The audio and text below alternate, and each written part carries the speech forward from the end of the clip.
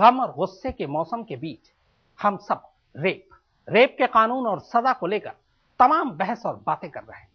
पर क्या आपको पता है कि आज से 20 साल पहले भी ठीक इसी तरह के गम और गुस्से से देश दो चार हुआ था।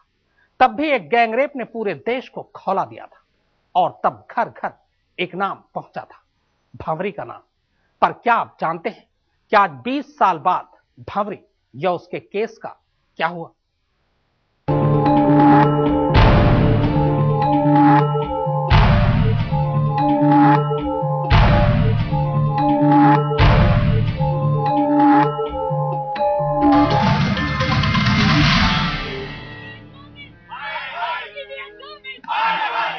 काश ये बातें, ये दावे, ये चिंता, ये गुस्सा हमें पहले मिला होता। हम पहले जाग गए तो देश में हजारों लाखों भंवरी को देखकर कानून आंखें बंद नहीं करता। हैरत होती है इस देश के सोए हुए सब्र और उन बेसब्र आंखों को देखकर जो इंसाफ की आस में उम्र दराज होकर पथरा गई है। एक गैंगरेप की शिकार जिंदगी और मुल्क दोनों से दूर उधार की सांसों से सांसें ले रही, और दूसरी तरफ अपने ही मुल्क में बलात्कार की शिकार ऐसी न जाने कितनी लड़कियां या महिलाएं हैं जिनकी पूरी उम्र इंसाफ की आस खा गई। सिर्फ एक चेहरा देख लीजिए, उसकी आंखों में पूरे देश की बेबसी दिख जाएगी। उम्र के आखिरी पड़ाव पर जा पहुंची ये वो भंवरी देवी है जो पिछले 20 सालों से बस इसलिए जिए जा रही है ताकि मौत से पहले अपने गुनहगारों को सजा पाते देख सके। पर इसके गुनहगारों को सजा पहले मिलेगी या उस इंतजार में इसकी आंखें बंद हो जाएंगी, नहीं मालूम, क्योंकि सजा तो तब मिलेगी ना जब मुजरिम कटघरे में खड़े किए जाएंगे। यहां तो आलम यह है कि पिछले 16.5 सालों में अदालत को इतना वक्त ही नहीं मिला कि वो इस मुकदमे की सुनवाई शुरू करे। करीब 20 साल पहले राजस्थान में भंवरी देवी के साथ गैंगरेप हुआ था। तब इस गैंगरेप को लेकर देश भर में हंगामा मचा, यहां तक कि देश के बाहर लंदन तक में इस मामले पर इंसाफ की मुहिम चली। इस वारदात पर बवंडर जैसी फिल्म भी बनी। लेकिन इस मामले का एक दर्दनाक सच यह है कि 20 साल बाद आज भी भंवरी को इंसाफ का इंतजार है।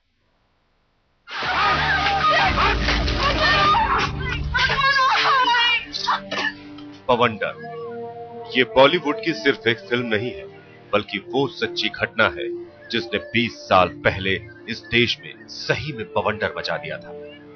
1992 में राजस्थान में हुए एक बलात्कार कांड पर बनी बवंडर नाम की यह फिल्म इस भंवरी देवी के जीवन की हकीकत है।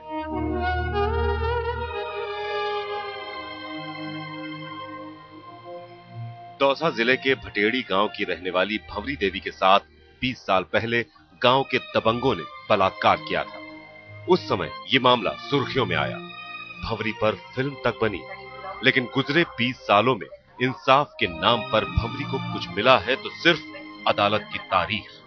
भंवरी पिछले 20 सालों से इंसाफ के लिए दर दर की ठोकरें खा रही है, लेकिन बलात्कारी आज भी आजाद है। दरअसल भंवरी देवी 1992 में सामाजिक संस्था साथिन की कार्यकर्ता थी। उसका गुनाह सिर्फ इतना था कि सामाजिक कार्यकर्ता होने के नाते उसने 20 साल पहले गांव के दबंग परिवार में होने वाले एक बाल विवाह को रोकने की कोशिश की थी।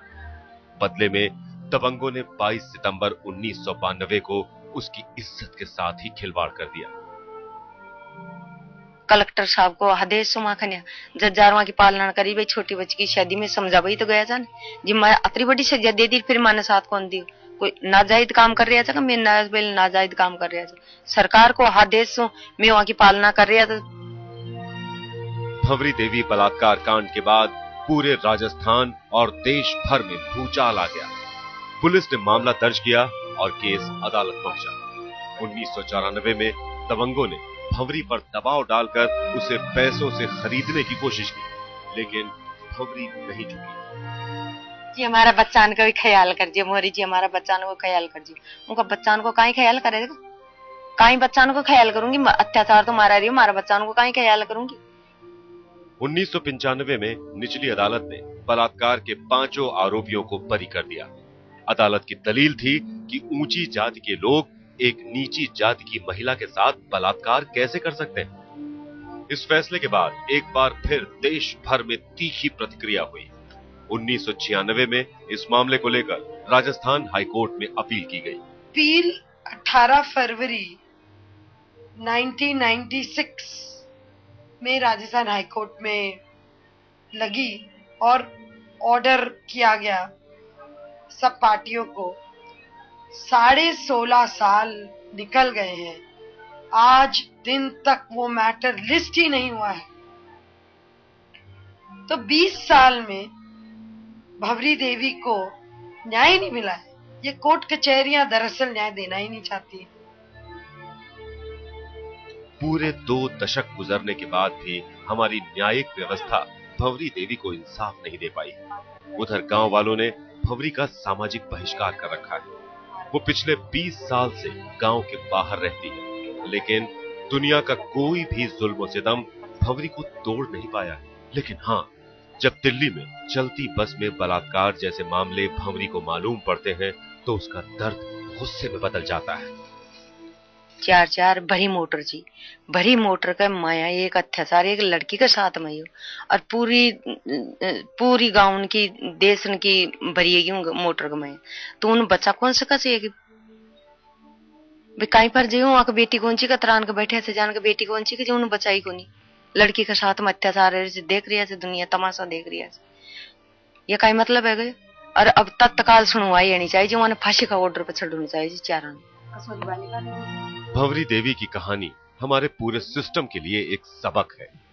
अगर 20 साल पहले हमारी व्यवस्था भंवरी को न्याय दे देती तो शायद आज कई भंवरियां बलात्कार से बच जाती। भंवरी देवी के साथ हुए अत्याचार के बाद देश भर में हंगामा मच गया था। संसद से लेकर सड़क तक लोग इंसाफ की लड़ाई लड़ने लगे थे, लेकिन जैसे जैसे समय बीता गया भंवरी अकेली पड़ती गई और आज पूरा गांव एक तरफ है और भंवरी अकेले अपनी लड़ाई लड़ रही है।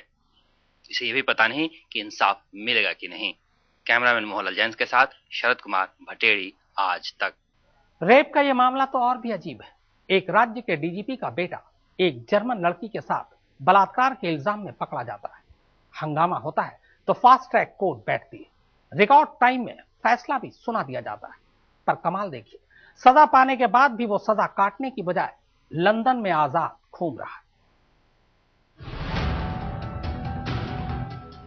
उसने गुनाह किया, उसकी गिरफ्तारी हुई और अदालत में मुकदमा चलने के बाद सजा भी मुकर्रर कर दी गई। लेकिन इसके बाद जो कुछ हुआ वो बड़ा अजीब था।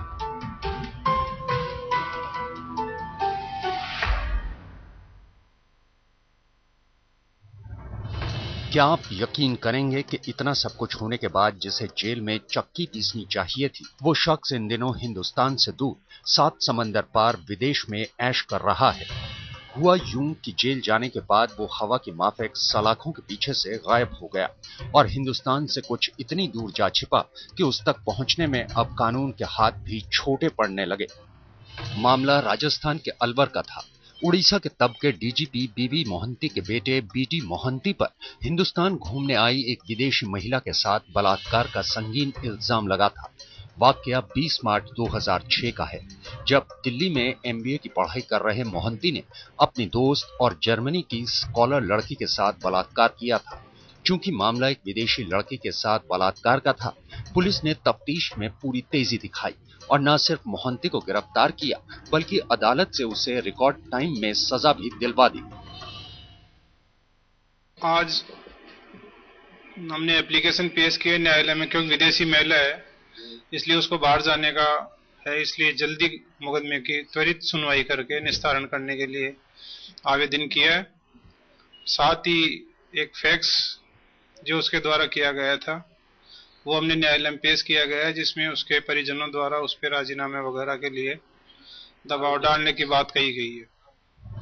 लेकिन असली खेल तब हुआ जब मुजरिम ने अपनी मां की बीमारी का हवाला देकर अदालत से ही पैरोल हासिल कर लिया।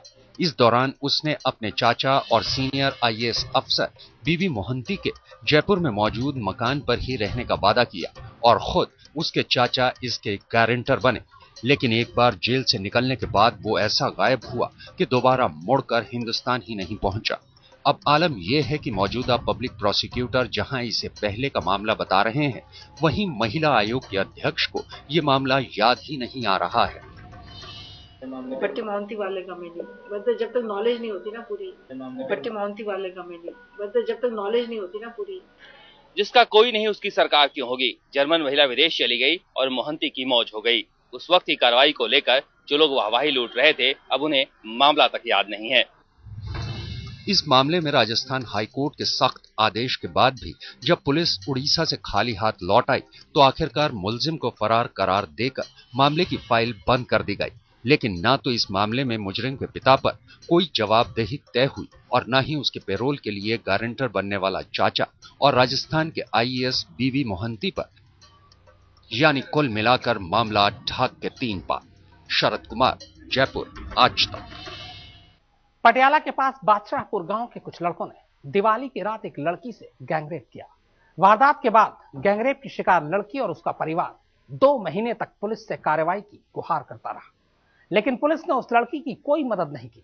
आखिर मजबूर होकर गैंगरेप की शिकार लड़की ने खुदकुशी कर ली। मौत को गले लगाने से पहले वो बोली, मेरे दोनों बलात्कारियों को गिरफ्तार करो। मैं यही मांग कर दी, मैंने इंसाफ चाहिए। खुदकुशी का रास्ता चुनने से पहले वो बोली,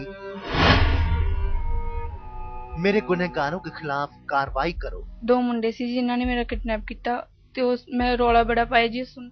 लेकिन पटियाला के समाना के पास बादशाहपुर चौकी की पुलिस हेकड़ी दिखाती रही। गैंगरेप की घटना के बावजूद पुलिस पीड़ित और उसके परिवार को थाने के चक्कर कटवाती रही। गांव के बिगड़ैल लड़कों ने ही दिवाली की रात गाड़ी में किडनैप कर लड़की से बलात्कार किया, लेकिन 2 महीने तक पुलिस ने कोई कार्रवाई नहीं की। आरोपी गिरफ्तार नहीं हुए, उल्टे पीड़ित और उसके परिवार को थाने में गंदे गंदे सवाल पर जलील किया गया। मेरी मासी जी ने बहुत गलत बोलिया, इस करके इस गुड़िया नमोशी दी मारे इन्हें गंदे गंदे सवाल पूछे, तेन कित्थों छेड़िया, तेन की करदा रहा। उसने बहुत गंदे गंदे सवाल पूछे। लड़की ने मीडिया के सामने भी दुखड़ा रोया, लेकिन इसके बाद भी बड़े पुलिस अफसरों ने ध्यान नहीं दिया। हार कर लड़की ने मौत को गले लगा लिया। साड़ी कोई सुनाई नहीं होगी, कौन लोग पंचायत ने ना पंचायत दा पाए ना पुलिस ने सुनी नहीं, किसी ने भी मेरे चक्के नहीं, दुश्मन जेड़े ने चक्के नहीं, ना बंदे चक्केगे ना जनानी चक्केगी। लेकिन मौत से पहले पीड़ित ने सुसाइड नोट छोड़ा, जिसमें बलात्कारियों के साथ उसे मरने के लिए मजबूर करने वाले पुलिसकर्मियों के गुनाहों का भी काला चिट्ठा है। भी इतो दुखी हो गई पुराने पुराने नाम दिता इन्होंने विच जो सुसाइड ਉਹਦੇ ਮੁਤਾਬਕ ਕਾਰਵਾਈ ਕੀਤੀ ਜਾ ਰਹੀ ਹੈ। कौन-कौन गिरफ्तार किए इस मामले से? ਇਹ परमजीत ਤੇ अमन मुंडा 2 गिरफ्तार किए गए। गैंग रेप पीड़ित ने मौत को गले लगाया तो पुलिस भी जाग गई और आरोपी भी पकड़ लिए गए, लेकिन तब भी पुलिस को अपना गुनाह नजर नहीं आया। हंगामा मचा, तब जाकर पटियाला के आईजी परमजीत सिंह गिल ने प्रेस कॉन्फ्रेंस किया और बताया कि इंस्पेक्टर गुरचरण सिंह डिसमिस कर दिया गया है। बादशाहपुर थाने का एक एएसआई सस्पेंड है और डीएसपी समाना के खिलाफ विभागीय कार्रवाई की जा रही है। मुनीश कौशल, पटियाला, आज तक।